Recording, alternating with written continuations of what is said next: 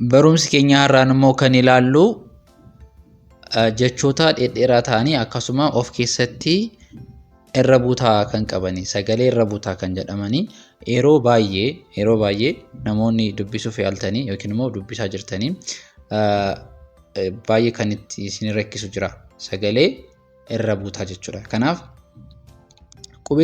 qubeewwan yeroo dhufan yookiin immoo irra buutaa ta'an yeroo dhufan akkamitti akka dubbisuu dandeenyu gargar qoodnee kan ilaallu ta'a jechuudha viidiyoo kanaan.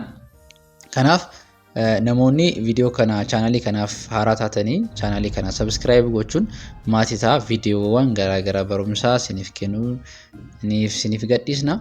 Akkasumas viidiyoo kana like gochuun jalqabaa isiniin jedha.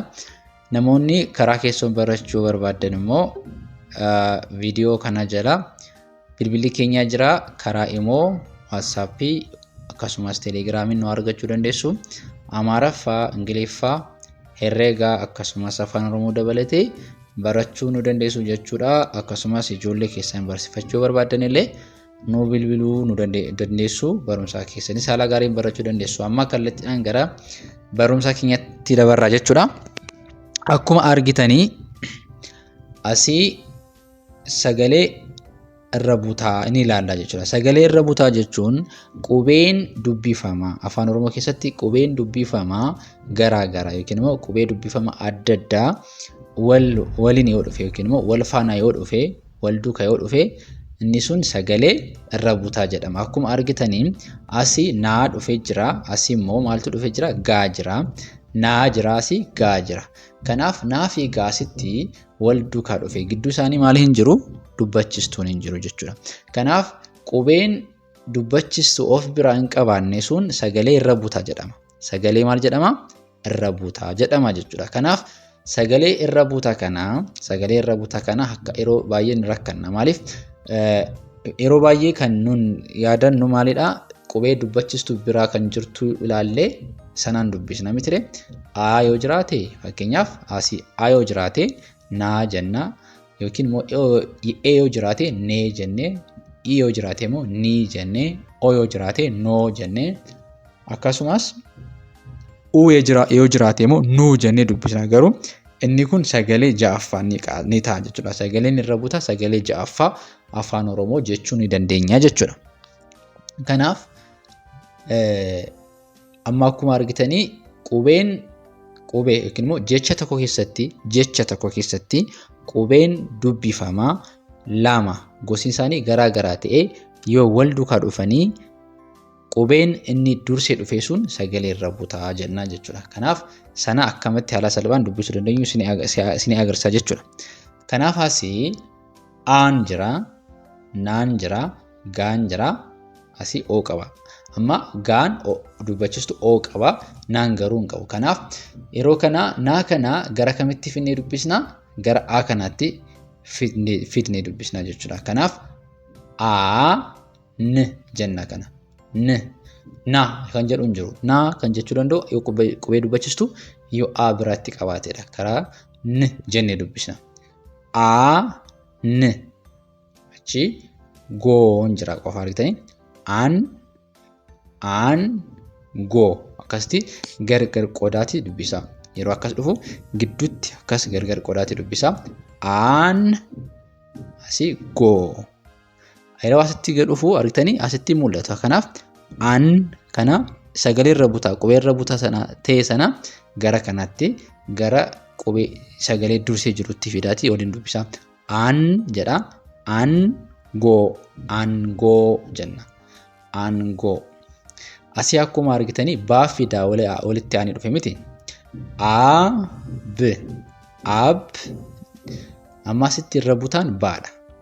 Maaliin qabu? Dubbachistuu hin qabu waan ta'eef irra buutaadha. Kanaaf b jennee dubbisna. Ab achi dachuu.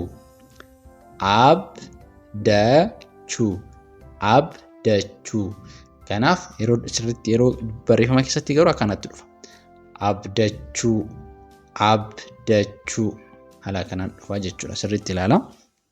Tanee kan jiru asii raa fi baan walitti aananii dhufanii argitanii. Kanaaf raan kun qubee dubbachistuu fuulduratti hin qabu. Kanaaf irra butaadha jechuudha. Kanaaf r jenna. R.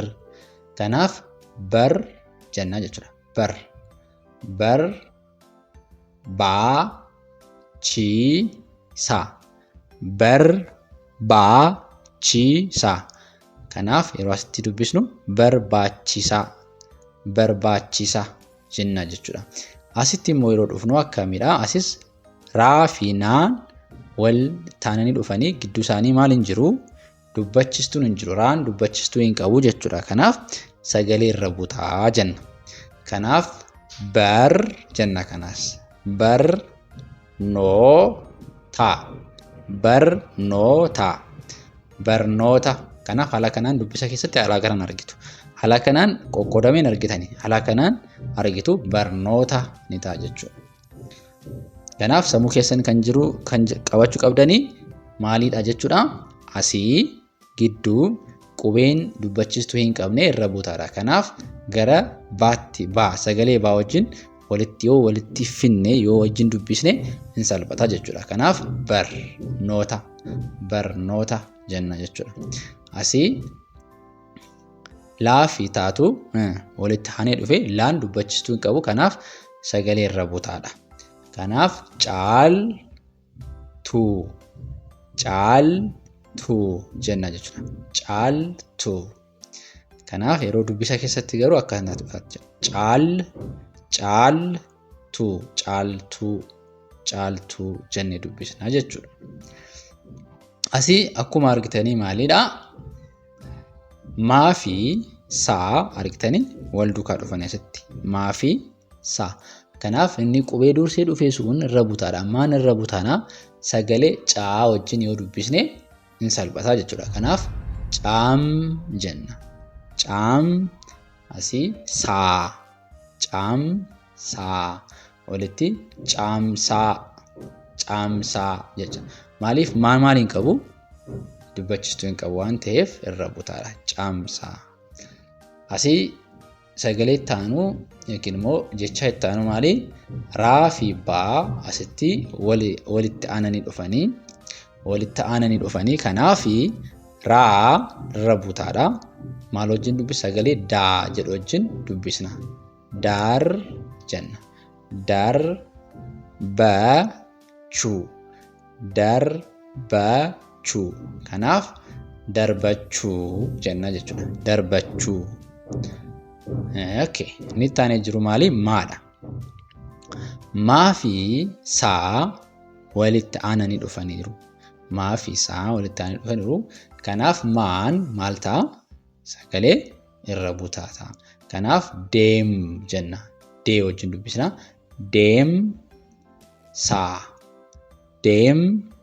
Deemsaa. Kanaaf yeroo barreeffamu deemsa. Barreeffama keessatti haala kanaan arguu dandeessu. Yeroo barreessitan illee haala kanaan barreessuu dandeessu. Deemsa. Itti aanee kan jiru maalidha? Gaa fi saa walitti aananii dhufaniiru. Kanaaf gaan dubbachistuu hin qabu maalidha? Irra butaadha jechuudha. Kanaaf eeg jenna. Eegsiisuu. Eeg wajjin dubbisne sagalee eegsiisuu. Yeroo barreeffamu eegsiisuu jenna jechuudha. Eegsiisuu. Inni kaanii maali? Jenna. Jenna miti maaliif? Raa fi gaa walitti aananii dhufanii raan dubbachistuu hin qabu. Kanaaf sagalee irra butaa qaba. Sirriitti sagalee baafatee hin dubbifamu waan ta'eef jenna. Ergifachuu. Haala kanaan immoo qubee sagalee dhedheeraa akkamitti akka dubbisuu dandeenyu illee sirriitti hordofaa. Ergifachuu. Sagalee tokko tokkoon addaa qoodanii dubbistanii nan salphaadha. Ergifachuu walitti ergifachuu ni ta'a jechuudha. Ergifachuu ni ta'a. Itti aanee kan jiru maali? Faa jirame r jenna. Irra butaan raadha. Faarsuu. faarsu. Kanaaf faarsu jenna jechuudha. Asillee sirriitti ilaalaa irra butaa lama qabna. Naa fi qaa walitti dhufe naan irra butaadha. Laa fi qubee dachaa chaa walitti aananii dhufanii laan maalidha? Irra butaadha. Foon qolchuu. Foon qolchuu walitti yeroo barreeffama argitanii foon qolchuu. Foon qolchuu ta'a jechuudha. Asimmoo naa fi gaatu walitti aanee dhufee naa fi gaa naan irra butaadha jechuudha. Maaliif dubbachisuu hin qabu. Kanaaf gaan gee. Gaan gee. Gaan gee ta'a jechuudha. Gaan gee. Asimmoo gin taamire gin gilchaa argitanii asillee meeqa qabna? Irra butaa lama qabna. Naan jiraasi gaa wajjin dhufe laan illee maal wajjin dhufe? Chaa wajjin dhufee jira. Walitti aananii dhufanii jiru. Kanaaf laanni asii dubbachisuu qabu, naan asii dubbachisuu qabu. Gin jenna. Gin gilchaa walitti gin gilcha. Gin gilcha jenna jechuudha. Asimmoo haal jedhamti. Haal kaan. Haal kaan. Laan irra butaadha jechuudha. Haal kaan. Haal kaan. Haal kaan jennee haala kanaan dubbisuu dandeenya jechuudha. Taanee kan jiru asii maafinaa wal duukaa dhufanii miti. Akkuma argitanii maafinaa. Kanaaf yeroo dubbisu asitti hum asii naa. Humnaa walitti humna. Humna jennee haala kanaan dubbisuu dandeenya. Inni taanee jiru maali? Naa fi jaatu walitti aanee dhufee argitanii. Naa fi jaa. Naaf jaa. Kanaaf in ji fa chu. Sagalee dheeraadha ammaa kun sirriitti ilaala. In jenna naan irra butaadha. Kanaaf i wajjin dubbisne. In ji fa chu. Injifachuu. Injifachuu jenna jechuudha. Taanee kan jiru maalidha? Laa fi chaa walitti aananii dhufanii kanaaf laan dubbachisuu hin qabu. Maalidha? Sagalee irra butaadha jechuudha. Ilaal jenna. Ilaalchaa. Ilaalchaa. Kanaaf yeroo akkasitti sirriitti barreeffamu ilaalchaa. Ilaalchaa jenna jechuudha. Asimmoo laali qubee jecha dheeraa kana ilaala. Dubbachistuu meeqa qabna? Nama qaba. Asis raan dubbachistuu irra butaadha. Asis raan irra butaadha. Kanaaf lamaan isaaniiyyuu maaliin qabanii? Dubbachistuu hin qabani. Kanaaf su. Su. Kanaaf jarjarsuu jaana jechuudha. Jarjarsuu ta'a jechuudha. Ittaanee kan jiru immoo laati ammas asii laan maalidha? Dubbachistuu hin qabu irra butaadha. Sagalee jiil jii wajjin dubbisnaa jechuudha. Kanaaf jilfachuu. Jilfachuu ta'a jechuudha. Jilfachuu. Jilfachuu. Ittaanee kan jiru maali? Kiidha. Asii baa fi xaa walitti aanee dhufanii baan irra butaadha. Kanaaf baa gara kanaatti finnee dubbisna. Kibxataa. Kibxataa. Kanaaf kibxataa ta'a jechuudha. Kibxataa ni ta'a jechuudha. Asimmoo sagalee dheeraa kana ilaala. Naan irra butaadha. Naa fi kaa walitti aanee dhufee naan dubbachistuu asii gidduun qabu waan ta'eef irra butaadha. Koon jenna. Koo wajjin dubbisna. Koon koo laa taa. Koon koo laa taa. Konkolaataa jenna jechuudha. Asii naan irra butaadha. Naan jaa wajjin dhufee naan irra butaadha. Kanaaf leen jenna. Leen jiisaa. Leenjisaa. Leenjisaa jenna. Leenjisaa jenna jechuudha. Taanee kan jiru maali? Mancaa'uu argitanii? Naan irra butaadha. Caa wajjin wal duukaa dhufe waan ta'eef manca'uu jenna jechuudha. Manca'uu. Asiyoo faa fi taa walitti aanee dhufanii kanaaf faan dubbachituun qabu irra butaadha. Of tul tu laan irra isitti maalidha irra butaadha. Maaliif dubbachituun qabu kaa. Kana of jenna. Tul tu of tul tu jenna. Of tul tu taa jechuudha. Of tul tu. Okay, ittaanee kan jiru maali? Ittaanee kan jiru asii amma asis faadha miti asii faa irra butaadha. Maaliif kaa wajjin dhufe kaa wal duukaa dhufe fuulduratti dubbachituu hin qabu sagalee hin qabu jechuudha. Kanaaf of jenna. Of kaluu. Of kaluu jenna. Kanaaf wal duukaa of kaluu jennee dubbisna jechuudha. Asii baan irra butaadha. Saa wajjin dhufee baan dubbachituu hin qabu. Kanaaf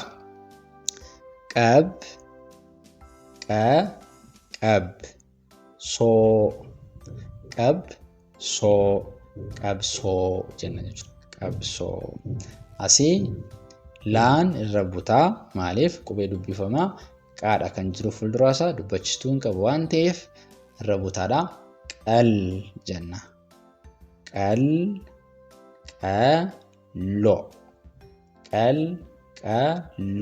Wal duukaa qalqalloo jenna. Qalqalloo. Asii immoo maal jenna? Saalfachuu.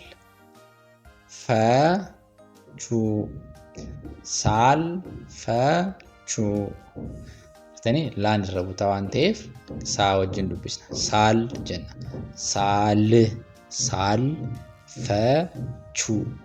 Saalfachuu jenna jechuudha. Asiin irra butaa maali? Naadha. Maaliif fuuldura isheetti dubbachituun hin jiru. Fuuldura kan jiru qubee dubbifama gosa addaa gosa biraa jira. Kanaaf naan irra butaadha. Sagalee hin qabdu. Sii wajjin dubbisna. Siin jenna. Siin jenna. Siin. Achi qee. Siin qee jenna jechuudha. Siin qee. Kanaaf siin qee. Kanaaf yeroo wal duukaa dubbisnu siin qee jennee dubbisna jechuudha. Siin qee jennee haala kanaan dubbisuu dandeenya.